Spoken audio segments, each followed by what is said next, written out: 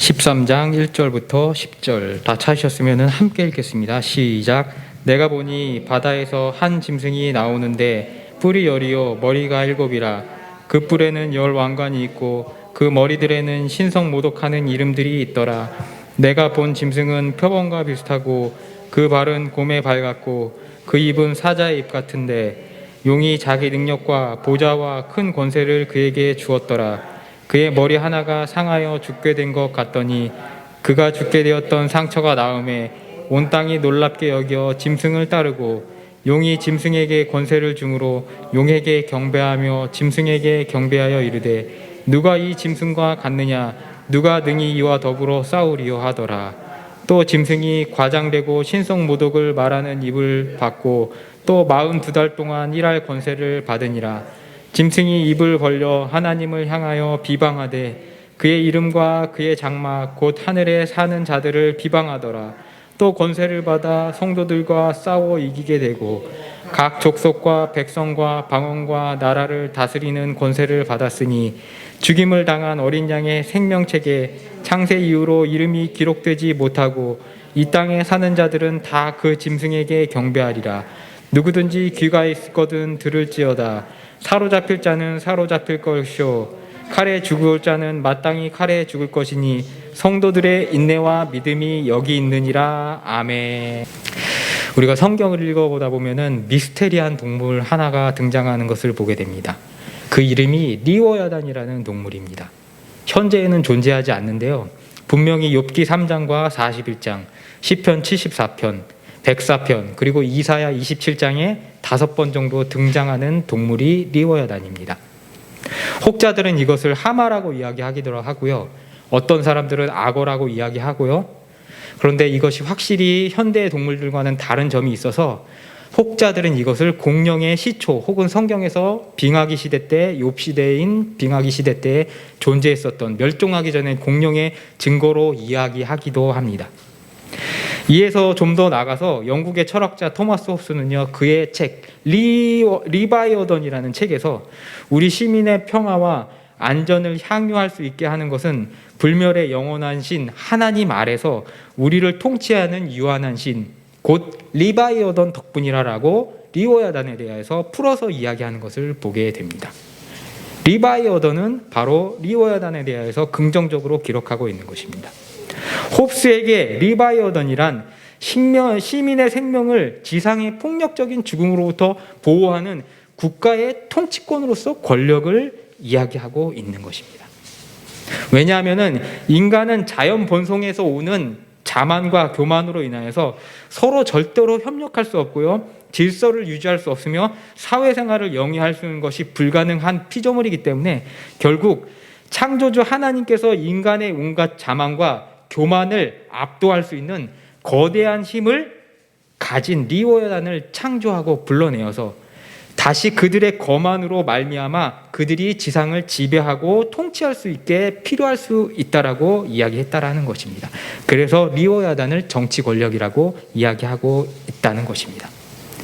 그런데 성경에서는 이런 리워야단을 역사적으로 아수르나 애굽을 비유하고 있는 것을 보게 돼요. 아무리 그 리워야단이 거대한 동물이고 콧김을 내쉬며 이빨 사이에 뼈들을 씹어 먹을지라도 하나님의 권능에 결국에는 짓밟히게 말고 되고 마는 존재로 표현되고 있는 것을 보게 된다는 것이에요. 결국 인간이 타락하여서 서로를 위협하는 존재이기 때문에 그것을 중재할 존재, 생존을 위하여서 필수적인 권력을 위임받은 존재지만 결국에는 어떻게 됩니까? 다시 한번 권력을 추구하게 되어서 그리고 그 권력에 취하여서 필시는 하나님 앞에 밟힘받을 죽을 존재라고 성경은 우리에게 이야기하고 있다는 것이에요. 인간 다수의 평화를 위하여서 그것을 조정하기 위해서 선출된 권력을 가진 사람이 존재가 자신의 권능감에 취하게 될 때 그리고 취하는 것으로 끝나는 것이 아니라 더 나아가서 내가 신으로부터의 억압을 해방할 자, 해방자라고 생각하면서 자신이 신적 힘을 가까이 가지게 되었다라고 착각하기 시작할 때 결국 인간은 파멸의 위험에 떨어지게 된다라는 것을 성경은 보여주고 있다는 것이에요. 결국 인간은요, 교만을 깨치지 않고서는 파멸을 막을 수 없다는 것을 아시고, 예수 그리스도께서 이 땅에 오셔서 십자가를 잠잠히 지심으로 달리심으로 말미암아 인간을 구원의 길에서, 교만이 아니라 구원의 길로 하나님 앞에 가는 길은 순종이라는 것을 보여주기 위하여 오셨다라는 것이에요. 그런 의미에서 우리가 계속하여서 보고 있는 이 요한계시록 11장, 12장, 13절을 지나가면서 우리가 다시 한번 큰 습을 훑어보고 지나가려고 합니다. 지지난 시간에 요한계시록 11장 3절을 보면서 11장 3절에 내가 나의 두 증인에게 권세를 주리니 그들이 굵은 베옷을 입고 1260을 예언하리라 라고 묘사한 장면을 여러분이 11장 3절에서 기억하실 것이에요. 그리고 11장 5절에서 이들이 불을 내고 땅을 갈라 원수를 삼키고 비가 오지 못하게도 하고 물로 피를 변하게 했다라는 그 말씀을 기억하실 것이에요. 이것을 볼 때 이 두 증인은 누구라고 제가 말씀드렸습니까? 구약의 전통 속에서 선지자 모세와 엘리야를 이야기한다라고 제가 말씀한 것을 기억하실 것이에요. 구약의 전통 속에서요, 선지자 엘리야와 선지자 모세라고 하면요, 구약에 있는 모든 선지자의 전통을 이야기한다라는 것이에요. 즉 구약의 완전한 교회의 열매로 8절에서 뭐라고 얘기합니까? 십자가에 못 박힌 곳을 언급하면서 궁극적으로 예수 그리스도의 십자가 사건이 그 사단을 이긴 행위였다라는 것을 우리가 기록하고 있는 것을 보게 된다라는 것이에요. 그리고 사흘 반 뒤에 뭐라고 얘기합니까? 무덤에서 일어났다라고 11장 11절에서 기록되고 있는 것을 보게 돼요. 그리고 그 무덤에서 일어나신 분이 어떻게 됩니까? 12절에서 구름을 타고 올라가셨다라고 이야기하는 것을 우리는 또 알고 있어요.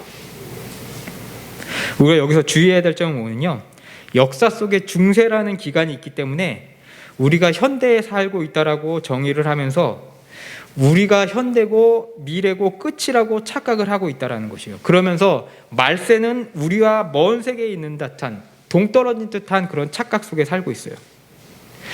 그리스도인이 말세 지말이라고 이야기하는 것은 마치 무식한 세대주의자의 농간처럼 느껴지는데, 사실 우리가 조심해야 될 것은 뭐냐면요, 이미 우리는 예수 그리스도께서 초림으로 오신 그 시점에서부터 어디를 살고 있다고요? 말세의 시대를 살고 있다라는 것이에요.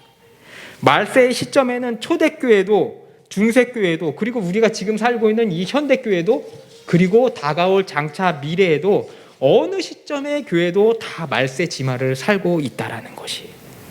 그리고 예수께서 그 말세의 교회를 향하여서 뭐라고 이야기하고 계십니까? 깨어서 기도하라라고 명령하고 계신 것을 여러분은 잘 알고 계실 것이에요. 무엇을 향하여서 기도하실 것인가요? 무엇을 향하여서 기도해야 될까요? 하루하루의 일용할 양식? 혹은 기복? 혹은 축복? 물론 인간의 생활을 위해서, 인간이 삶을 영위하기 위해서 필요한 것이 의식주의 문제예요. 그런데 중요한 것은 그것을 넘어서서 예수 그리스도께서 친히 뭐라고 얘기하셨냐면요, 마귀가 우는 사자와 같이 너희를 노리고 있기에 어떻게 합니까? 깨어 기도하라라고 말씀하시고 계시다라는 것이에요. 이 구절을 잘못 이해하면은 마치 밤의 악몽처럼 마귀가 우리를 지배하기 위하여서 우리에게 찾아오는 것, 그것을 조심하라라고 우리가 느끼기 쉬운데, 그런 차원의 것이 아니에요. 밥 없으면 죽으면 돼요. 왜요? 우리는 천국 갈 존재이기 때문에 그래요. 그런데 참새 2마리가 한 아사리온에 팔리는 것조차도 하나님이 허락하시지 않는다면 절대 땅에 떨어지지 않으니까 걱정하지 말라라고 이야기하신 것처럼, 마태복음 10장 29절에 말씀하신 것처럼 우리가 죽는 것, 사는 것, 그것이 문제가 아니라요, 우리가 누구에게 굴복하지 않는 것이요, 사단에게 굴복하지 않는 것이 중요하다라고 이야기하고 있다라는 것이에요. 우리가 돈을 많이 벌고 우리가 성공하되 성공한 이후에 사단의 괴계 아래 떨어지는 것, 그것이 가장 무서운 것이라고 이야기하고 있다라는 것이에요. 사단의 권세 아래 다시 떨어져서 그리스도의 복음, 그리고 그리스도의 교회에 대해서 배교하는 것, 그것이 진정한 죽음이고, 사단은 호시탐탐히 이 기회를 노리면서 무적행 입구를 들락날락거리면서 우리를 청구하고 있다라는 것을 예수 그리스도께서 지금 이 시간 교훈하고 있다라는 것이에요. 사랑하는 성도 여러분, 이 유혹을 피하며 이 유혹을 피하기 위해서 하나님 앞에 기도하시는 여러분 되시기를 주님의 이름으로 축복합니다. 아멘. 계속해서 12장, 요한계시록 12장을 보게 되면요, 그 12장에 들어와서 신실한 구약교회로 지칭되는 한 여인이 나오는 것을 보게 돼요. 그리고 그 이 여인이 해산 때가 다가와서 아이를 낳았어요. 이 아이는 누구라고요? 예수 그리스도라고 말씀드렸어요. 예수 그리스도의 복음이 잉태되었다가 예수 그리스도께서 태어나자 그것을 받아먹으려 누가 등장합니까? 큰 뱀, 꼬불꼬불한 뱀, 리워야단, 용이 등장했다라고 12장에서 기록되는 것을 보게 돼요. 그러자 그 여인이 아이를 출산한 이후에 이제 어디로 도망갔다라고 얘기합니까? 광야로 도망갔다라고 이야기해요. 이것은 신실한 신약의 교회를 이야기하고 있어요. 이 여인이 어린 교회라는 아이, 복음을 갓 태어난 아이를 데리고 도망을 가서 12장 4절에 광야에 도망가서 며칠 동안 있다라고 얘기합니까? 1260일 동안을 그를 양육하였다라고 이야기하는 것을 보게 돼요. 그러면 이 여인과 미약한 우리의 지상교회가 고난을 당하는 동안 하나님은 결과적으로 무엇하고 계셨을까요? 이것이 우리의 삶의 난제예요. 아니, 지금 정치적으로 이렇게 혼란하고 집값은 덕같이 올라가고 나는 집을 얻을지 안 얻을지도 불투명하고 내가 죽어서 우리 아이에게 집을 넘겨줄 수 있을지 아니면은 유산을 줄지도 모르고 내 아이는 어떻게 살지도 모르는 이 상황에 하나님은 도대체 무엇하고 계신가? 라고 이야기하는 물음을 갖는 우리의 물음과 똑같다라는 것이에요. 하나님은 과연 무엇하고 계실까요? 지상의 교회가 고난받을 때, 그리고 현세를 사는 우리가 고난받을 때 무엇을 하고 계셨을까요? 12장 7절을 한번 볼게요. 요한계시록 12장 7절입니다. 요한계시록 12장 7절 다 찾으셨으면 한 목소리로 읽겠습니다. 시작. 하늘에 전쟁이 있으니 미가엘과 그의 사자들이 용과 더불어 싸울새 용과 그의 사자들도 싸우나 이기지 못하여 다시 하늘에서 그들이 있을 곳을 얻지 못한지라. 아멘. 하나님 팽팽히 놀고 쉬고 계셨다라고요? 아무것도 안 하셨다라고요? 아니에요. 12장 7절에서는요 분명히 하늘에 전쟁이 있으니 미가엘과 그 천사들이 하나님의 명으로 말미암아 용과 더불어 싸우고 물리쳤다라고 기록하고 있는 것을 보게 돼요. 사랑하는 성도 여러분, 여러분의 고난과 여러분의 걱정과 여러분의 근심 하나님께서 다 보고 계셔요. 지금 싸우고 계시고 여러분을 언젠가 회복하실 것이에요. 그 회복하심을 기다리며 나아가시는 우리 금안석교회 성도 여러분 되시기를 주님의 이름으로 축원합니다. 아멘. 그리고 그 사단이 쫓겨 내려와서 12장 12절에 자기의 때가 얼마 남지 않은 줄 알므로 크게 분을 내어서 성도들에게 분풀이를 해요. 그래서 12장 17절에 예수의 증거를 가진 자들과 더불어 싸우려고 바다 모래 위에 서 있더니 라고 지난 시간에 이 마지막 구절을 읽고 마쳤어요. 왜 바다 모래에 서 있을까요? 요한의 공동체, 요한의 이 서신서를 읽는 이 신약의 교회의 요한의 공동체의 교회 사람들은요, 무저갱, 마귀가 나오는 지옥의 입구를 무엇으로 상상할 수 있었냐면 그것과 비교할 수 있는 현실의 그 등가물은 무엇이냐면요, 바다였다라는 것이에요. 바다 밑에 심해까지 지금도 탐험되지 않은 그 심해를 무저갱으로 고대 사람들은 이해했다라는 것이에요. 그래서 요한은 그의 교회에게 마귀가 떨어진 무저갱을 인간이 이해할 수 있는 그 현시물로 심해의 깊음을 이야기했다라는 것이에요. 바다는 결국 요한이 지옥의 존재들이 지상의 영역을 다툼하기 위해서 출동하는 장면을 보여주기 위해서 요한이 그림 언어로 그의 교회들에게 설명하여 줬다라는 것이에요. 그리고 그 바다 모래톱에 서서 사단이 자신의 두 사자, 두 짐승을 보낸다라고 오늘 성경 말씀에 묘사하는 것을 보게 돼요. 이 두 짐승도 오늘 11장에 지난 시간에 봤던 11장의 두 증인과 동일하게 5절에서 몇 달 동안 지상을 다스렸다라고 얘기합니까? 44달, 1260일을 다스렸다라고 일하게 될 것이라고 이야기하는 것을 보게 돼요. 이 짐승은 무엇일까요? 여러 가지 이론들이 있어요. 머리에 뿔이 10개가 나 있으니까 이씨 구주 공동체, 구라파에 있는 그 이시 연합이라고 옛날에는 막 이야기도 했고요. 누구는 무슨 뭐 프리메이슨이라고 이야기도 했고, 누구는 교황이라고도 이야기했어요. 왜냐하면은 이 요한계시록의 그 문자 그대로의 그것이 무엇인지 몰랐기 때문에 대입해서 풀려라고 이야기했다라는 것이요. 그런데 제가 지금 3달, 4달, 거의 5달 동안 이야기하는 것이 요한계시록의 내용은 그렇게 영화처럼 그렇게 이야기하는 것이 아니라고 얘기 드려서 여러분 이제는 그것이 이시 구주 공동체가 아니라는 것을 아실 것이에요. 그러면 이 두 짐승은 무엇일까요? 말씀에 보면요, 교만의 왕, 뿔이 10이요 머리가 7이요 뿔에 10왕관이 있고 그 머리에는 신성모독하는 이름을 가진 왕이라고 이야기하고 있는 것을 보게 돼요. 바로 무엇일까요? 위대한 권력을 가진 세상의 왕, 아까 이야기했던 큰 뱀 리오야단 그 세상 권력을 이야기하고 있다라는 것이에요.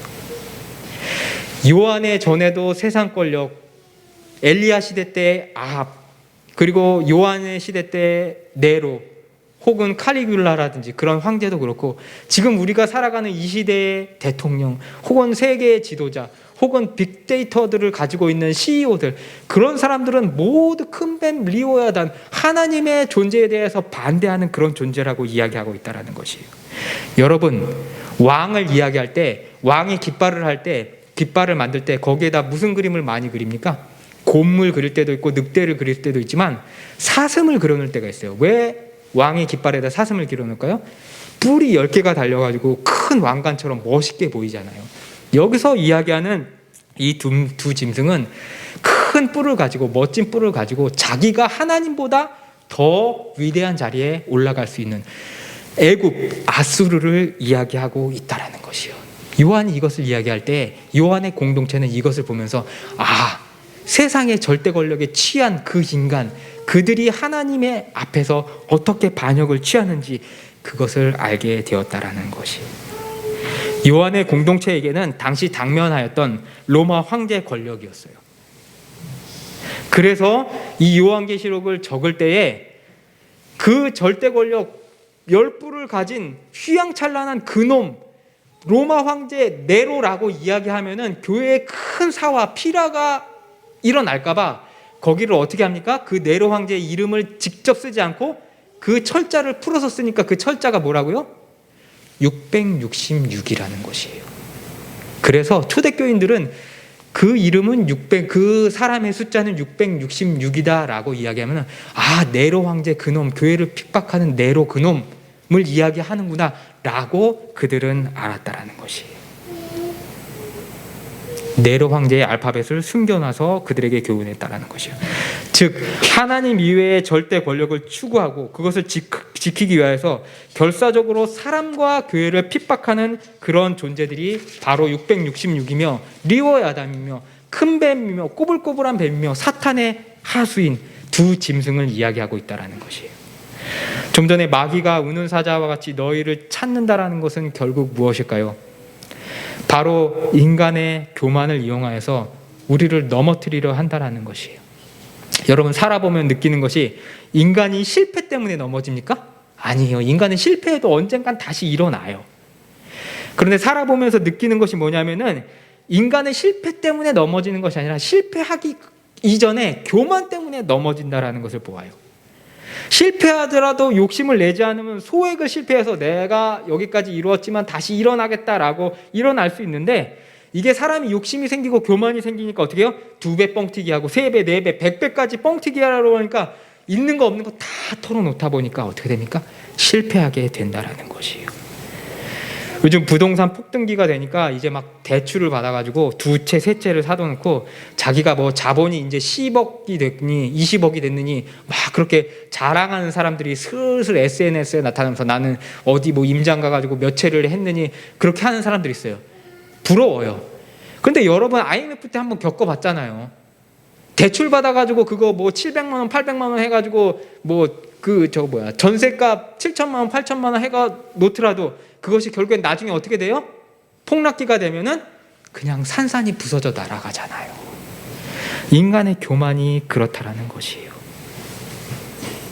어제 처남 결혼식을 준비하면서 우리 처갓집 여자분들이 한복을 준비하려고 장모님, 처형, 그 다음에 우리 사모님 모시고 이렇게 종로에 나갔어요. 무슨 이야기를 하다가 장모님이 집 사신 이야기를 이렇게 하시는데, 처음에 그 집을 살까 말까 고민하시는데 처음에 고민할 때 가격이 3억 500만 원이었대요. 그래서 장인어른 보고 우리 노후에 이거 갖고 그 모기지 넣어가지고 살아야 되니까 삽시다라고 했더만, 장인어른이 아니 임대주택 가기로 했는데 왜 마음이 변해가지고 이걸 또 사자 그러냐고 이렇게 시강의를 좀 하셨대요. 그런데 어떻게 하다가 장모님이 설득을 해가지고 그것을 사게 됐는데 산 시점이 3억 4천만 원이 되었대요. 그래가지고 3억 4천만 원에 샀는데 장모님이 3억 4천에 사자마자 이게 더럭같이 오르기 시작해가지고 매일매일 네이버 부동산을 볼 때마다 오르고 또 올라가지고 결국에는 장모님이 5억 5천만 원까지 보셨다라고 그렇게 얘기를 해요. 그리고 그것으로 끝나는 것이 아니라 장모님이 저한테 이야기하더라고요. 내가 이거를 맨날 이렇게 들여다보다 보니까 하나님이 장모님한테 그런 얘기를 하셨대요.